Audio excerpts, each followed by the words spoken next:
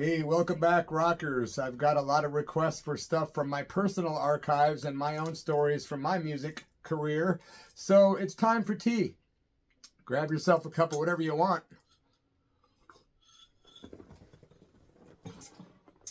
And for the record, I put cinnamon and manuka honey in my tea, and I do have black Earl Grey this evening. Going back to the year 1997, I was in a band, coming out of a band 96, 97 called the Renegades, and that band played outlaw country music.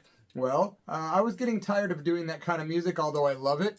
I was ready to rock and roll again, so I was wanting to keep making money playing in these bars. So the Renegades morphed into a band called The Vaynes. Now the Vaynes consisted of myself on vocals, Eric Ally on the bass, Trevor M on the drums, and Randy Roth on guitar. All great musicians respectfully and respectively. Man, what a powerhouse. The bands were great. The band was great. There's another version of the Vaynes I'll get to. We were playing bars, mainly playing bubblegum pop rock and roll with a lot of songs that females would originally have sung. We were doing covers by Joan Jett and Blondie and David Bowie and the Archies, the Bay City Rollers, Generation X. We were doing all kinds of cool covers in bars, playing Wednesdays, Fridays, and Saturdays for that cash. That's right. Paying the bills with rock and roll. Well, what happened was we continued doing that for quite a while, and we were getting a pretty good name around town with the band that we had. Well, I decided, man, one day I really want to do original music, and I'm tired of doing these covers. So I talked to my partner at the time, Eric Ally, who was we were like a little team. I said, man, what do you think about doing originals? He said, I'm down. So, well, we had just played a gig at a place in Manun, Illinois. And of course, every time we would play a gig, we would party like rock stars, man. We did. We partied a lot. And speaking of rock stars, God, this stupid scarf. Anyway, man, we're at the Brickyard Tap in Manun, Illinois, right? And we're playing a gig. After the show, we got invited to a party upstairs by the people that lived up there because they liked the band, and it was a great night of rock and roll, and we were having fun. Randy Roth and I always took turns driving each week because we were partying a lot, and let's face it, doing some stupid stuff. I want to make a disclaimer. Don't drink and drive. I don't advocate it. I know lots of people that have been hurt and killed in drunk driving accidents. We were stupid, but this tale starts here. We're partying. It's Randy's turn to drive home, and we're at this party. We keep looking out the window. We're on the second floor, and this town is like Mayberry, Illinois. It's like really small, right? Like teeny town. You can look out the window and see the entire square of downtown Manunk. Well, we kept seeing the local cop cruising around the square like this big circle. And we asked the guy that lived there, what's going on with this cop? And he said, well, he does this every time a band from out of town plays because they know you're going to leave at some point and they're going to probably try to get you for driving under the influence, I'm guessing. And we're like, great, as we sit here and guzzle tequila. Yeah, I must have drank a half a fifth of tequila sitting there. We were having a good time, man, playing records and rocking and rolling. And, you know, after you do a rock and roll show, your adrenaline's pumping, man. So we were just like, pumping. The other guys had gone home. Eric Ally and Trevor M had gone home. But me and Randy were at the gig still partying. We kept looking out and seeing that cop. And here we are, half the Vaynes and cops outside patrolling. Well, at about 4 a.m, we stopped seeing them. We hadn't seen a cop in an hour. And we kept thinking, well, maybe it's time to make a getaway. And finally, after about an hour of no cop, we decided, let's go. I'm like, Randy, your turn to drive, bro. It was my car, however. So we get behind the wheel of the car. We get about a block away. We see a stop sign. I said, Randy, whatever you do, come to a complete stop, man, because that's how they'll get you if you don't. Well, we get to the stop sign. We come to a complete stop. By the way, we felt sober. I don't know why. I think we were just used to it and our adrenaline coming down and being tired. But we didn't feel like drunk or anything. But we were. And we get to the stop sign, we stop completely. We look to the left, we look to the right, and I said, let's go, man, we're cool. We get about a block away, and all of a sudden we see the blue and red lights flashing behind our car. I'm like, you've got to be kidding me. So I'm like, watch this. He's going to say we didn't pull over at that stop sign. So he pulls us over. We say, good morning, officer. Can we help you? He says, well, gentlemen, I'm just pulling you over because you didn't come to a complete stop back there at that stop sign. I'm like, well, it's his word against ours. There's no video cameras back then, really, like there is now. No cell phones, that kind of thing. So we just said, okay, what's up now? And he says, well, we're going to have to check you guys for driving under the influence. Well, Randy was kind of like, well, I'm screwed. Great, going to jail tonight. And he flunked the test. And sad to say, the cuffs were on him. Well, then they said, hey, you own this car, right? I said, yeah.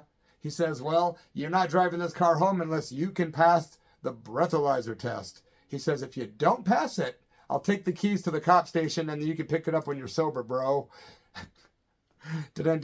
Well, he didn't say bro. What he said was, get in my cruiser. I did. I blew on the breathalyzer and I passed with flying colors. I couldn't believe it, man. I'm like, what? And again, I felt sober, although I had drank a lot of tequila. Don't know what was going on there. Maybe the adrenaline had taken over. I don't know. But he gives me my keys. I promised Randy I'll get you out as soon as I can, bro. So I get home about an hour later, sit down at the table after my wife is grilling me about why the hell I'm home so late. Told her the story, and I sat down and wrote a song called Stuck in Manunk. That song ended up coming out on a record that we did. What happened was the band continued playing cover songs for a while, and then me and Eric Ally decided to start writing originals, so he wrote the music and I wrote the lyrics to a song called Stuck in Manunk, because that night when we were getting busted and harassed in Manunk, Illinois, that's what I felt like, stuck in Manunk. Went home, within about 10 minutes I wrote the lyrics to a little ditty that came out in 1998, early 98. This was recorded in late 97 at Stinky Pete Studio by Tom Hopwood and Bart Willett. And of course, this features Dave Glover on guitar because Randy had exited the band. Trevor M., our drummer, he exited too. And we got Tim Fires from the band Raw Honey, Dave Glover from the band Tantrum, and of course it was me and Eric Ally. This record came out on Fanatic Records. Pretty cool cover, man. I like it. It's actually a split 7-inch EP with a band called the Psychedelics, a really fun, cool punk rock band that was out of, I believe, Pekin, Illinois. When you open the record up, you get this cool art, which shows each band has their own side, right? Here's the picture of Bloody The Vaynes, which was still called The Vaynes at this point. You can flip it over and see the psychedelic side as well. Pretty cool. And there's a lot of thanks and a lot of funny stuff on here, you know. We dedicated this record to the late, great Tiny Tim. And it's got the lyrics to Stuck in Manunk right there. So what happened was this record came out. There was 500 copies of this bad boy printed up back in 1998. Fanatic Records. It's a rockin' record. Also, besides Stuck in Manunk, you can hear the Vaynes and I doing These Boots Are Made for Walking. That's right. It's a real hard rock version. It's also available on YouTube. By the way, before I continue, please consider subscribing to my channel, you guys. Just hit subscribe if you would. Also, if you could like it, leave a thumbs up and a comment, wouldn't hurt. And perhaps share the video. Well, flash forward, Eric Ally ended up departing the band. We started playing all kinds of great shows with all kinds of great punk and rock and roll bands. But all of a sudden, when Eric exited the band, which was a shock and a real disappointment to me personally, having known the guy since 1980 and having been in the first band together in like 80, 81. Hey, Jet, stop. My dog is scratching the carpet. So when the Vaynes kind of morphed into the second part, the second Vaynes, it was still Dave Glover, Tim Fires, myself, and we got a guy named Jeremy Elliott, a.k.a. Bully, from the band Raw Honey. Shout out to Tim Fires, one of the heaviest hitters and best rockin' drummers I've ever played with. Dave Glover on guitar, absolutely up there with among the best I've ever played with. And Bully, Jeremy Elliott, the guy's top notch. All these guys are still active today, man, and all around, and I'm still in touch with them. Cover art. We ended up putting out an album, and the cover art was by Swami, Jim Wambacher. Shout out to the late, great, rest in peace, Jim. Jim, I love you, man. Swami rules. He had a company called Swami Stuff Graphics, and when Black and Blue Records signed us to put out an album on their label, this is the album that we came out with thanks to Swami's artwork. On the back cover, my friend James Streevels drew the artwork. And then we decided we didn't want to have band photos really per se on this album. We wanted to let the music do the talking, right? So James cleverly hid photos of each band member on the cover here, which is really kind of hard to find. But when you're looking, there's Bully right there, for instance, you know, but we're all hidden in there somewhere. So thanks to James Streevels. I know he watches my channel. And again, remembering the late, great Swami. Shout out to Marty Wambacher, by the way. And Black and Blue Records put out this CD in 1999. And what a lot of people might not know is they put out a single as well, which was a limited edition, which went out to radio stations and whatnot, and for promo uses. But it had the album version of My Black Little Heart, along with a remix of Black Little Heart, an unreleased song called Unclog Your Drain, which is worth hearing. It's on YouTube. It's a good one by the Vaynes. And then, of course, Empty, which was originally done by Bloody Mess and the Scabs. There's a remix of the album version on here, although between me and you, I don't really hear much of a difference personally. There's a nice package, though. The CD's got a picture of the band on there.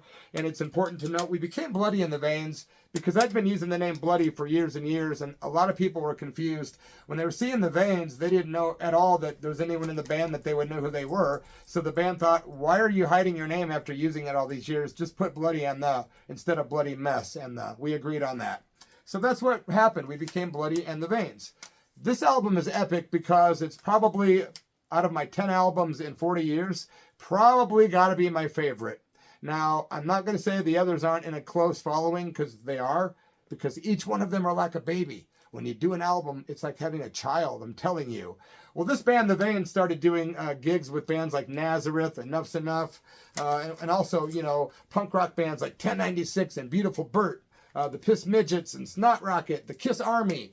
We were getting pretty good gigs, man, making pretty good dough. There was a lot of theatrics involved with the Vaynes, too. A lot of smoke machines, women dressed in S&M leather bondage gear whipping me. We had go-go dancers. We had guys dressed up as political figures on stage. We had the Easter Bunny. We had magicians. These were all different shows. The Vaynes even had our CD release party at the Madison Theater in Peoria, Illinois. There was 300 or 400 people there. Good time, man. It was great. And I got to tell you, man, the songs in this record, I'm going to address them for those that care.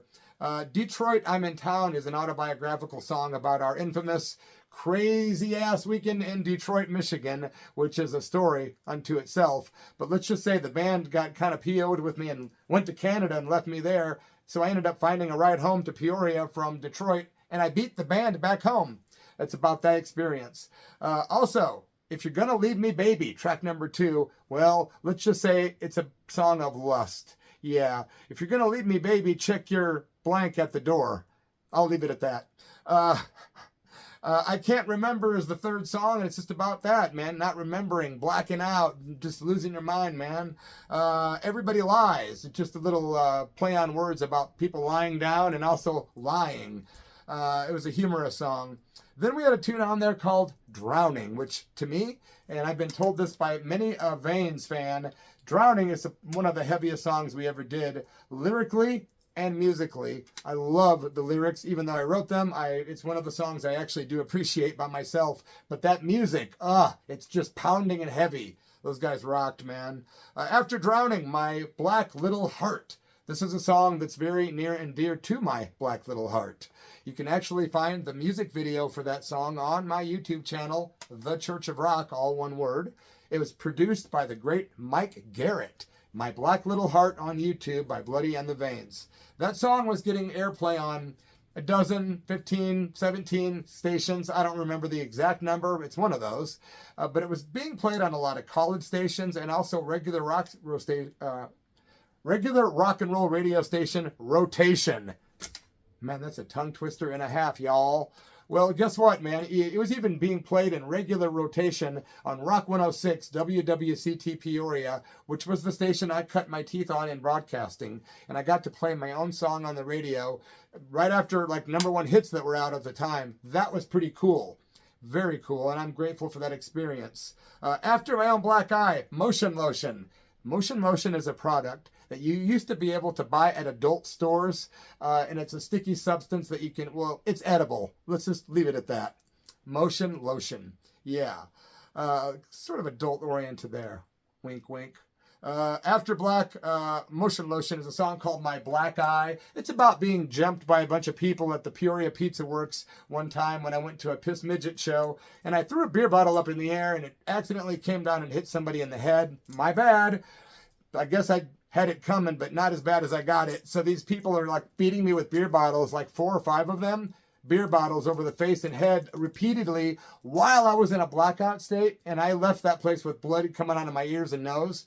So yeah, I had to get out of there. I would have gotten hurt because I couldn't defend myself being attacked like that from behind and whatnot, and without any, knowing what was happening. I go home that night, blacked out, all bloody. I walk in the door like 4 a.m. My wife had left the bar earlier saying, "You're going to go to jail," because I was out of control. Well, I get home, I'm pounding on the door. She opens it. Oh my God, I'm covered in blood. I'm like, never mind that. I need a pen and paper. And I sat down and I wrote Black Eye in about 10 minutes. And that cathartic experience led to this song.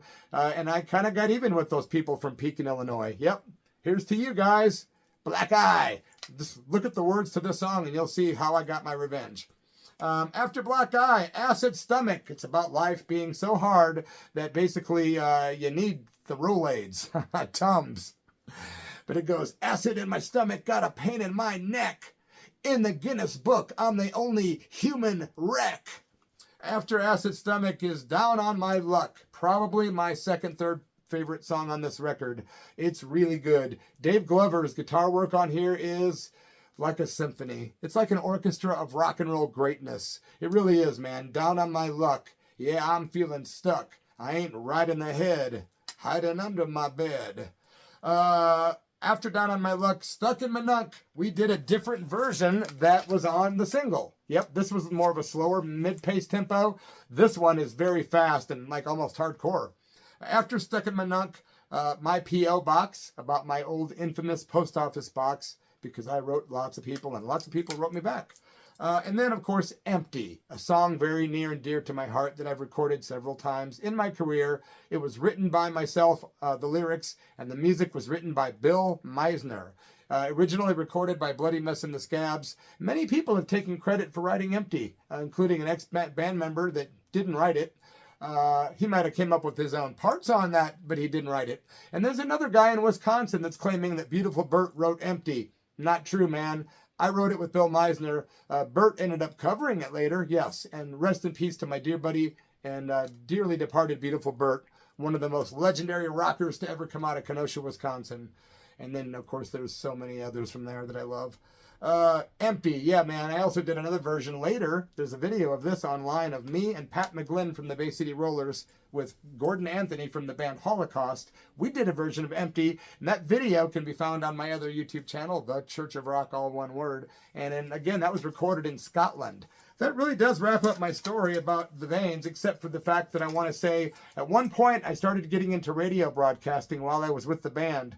And at that point, we were still doing a lot of gigs all over the place. Like I say, Detroit, Milwaukee, Kenosha, Chicago. We played all over. Well, we got a call one night. I did, when I was doing the overnights at Rock 106. And it was Epic Records. Well, our fellow band Mudvayne, who we had done a few gigs with in Peoria at the time, the Vaynes and Mudvayne, and it both spelled with V-A-Y-N-E, they had just gotten signed to Epic Records not too far before this. I get a call from a representative from Epic Records somewhere in Wisconsin. He says to me, "Hey man, what's going on?" And blah, blah, blah. He's like, "I want you to know we've been scouting your band." And I'm like, "Interesting, really?" He goes, "Yeah." He goes, "We love My Black Little Heart. That song could be a single." I go, "Well, thank you. That's what we think too. We're hoping for something like that." And then he says, "We're scouting you." And I go, "What does that mean?" He goes, "Well, we're having a hard time marketing, trying to figure out how we would market you." And I said, "Okay." And he goes, "We're seeing you as a cross between like Iggy Pop and Marilyn Manson." I'm like, "Really?" And I was really floored by that because I didn't know how to take that. Iggy Pop's one of my heroes. But the whole Marilyn Manson thing threw me off. And then I thought about it. All the people I saw that got signed to labels over the years, and believe me, I never set out to be a rock star. I wanted to, do music and have like a cult thing going on, but not a rock star. So this was like a whole new door knocking, and I'm like, okay, probably would never happen, but what if it did? You go on the road, you're never home, you're gone at least 9 months a year. And I saw it happen to so many people that I know that became rock stars. And they got the life they wanted, but they also lost a big part of their lives, families. And I had a daughter at the time who was maybe 5, and there was no way. Say, what if that knock did come for real and they said, "Hey, sign here"? That means get on a bus and be gone for my kiddo and my wife and my family and my new radio job. it was starting to wear on me, and I started talking about the radio station non-incessantly to the band because I wanted to get out of music. Yep, I had retired before, but I thought, man, I really need to just get out of music and just do radio broadcasting, because if something like that happened, I'd be probably stupid enough to do it, and then I would have been dead in 2 months because I was really reckless then. Well, the band flew to Cleveland, Ohio and did a gig. We visited the Rock and Roll Hall of Fame and whatnot. We did the gig, and I kind of subconsciously sabotaged the gig, as I had other times in my life. Well, I got really, really out of control drunk, and pretty much after that gig, I ended up quitting the band, and the band was let down. They were like, really? Right now? And I said, yeah, I just kind of want to do radio, man. And I had to go to the guys and tell them that I quit, and it was a real bummer, because to this day it brings a very bittersweet memory, because I feel like at that time maybe it wasn't the right time to do that. So if those guys are watching, I do apologize for that, but I think they'll agree that it probably had also run its course, you know. There's other people out there that say stuff like, oh, Bloody had his chance, but he blew it. Nah, with a gig in St. Louis one time where he was naked. That's not true. There was lots of gigs that were crazy, but most of our gigs, 98% of the Vaynes gigs, were very professional. We worked at that hard, and it wasn't like the Scabs days or my other theatrical days that came later. So that's not true about St. Louis. Yeah, I did play a show there naked, but that's not why the band broke up. The band broke up because I quit the band, because I was petrified of any possibility of leaving my kiddo and not having that radio career that I had just started, which ended up being a salaried career that lasted for years. Let me check my notes, my friends, to make sure there's nothing that I need to cover here. I don't believe there is. I just want to say thanks to everyone that takes the time to watch my videos. Thanks to all of you that have some tea with me and do things like that once in a while. You see what it says on my cup, right? You and me. That's right, man. It's all about us. Thanks for being here with me and my Earl Grey, and I appreciate you guys. I will be back soon. Thanks again for subscribing, and please leave comments if you have any ideas of things you'd like me to talk about in the future. I have other band things I'll talk about intermittently. I'm not going to overkill it because not everyone's interested in the stuff I've done. It was a very low level of being a promotion. But it was cool. It was very good, and I'm very, very happy with the musical career I've had. You guys have a great one. Cheers, and talk soon, man. Rock on.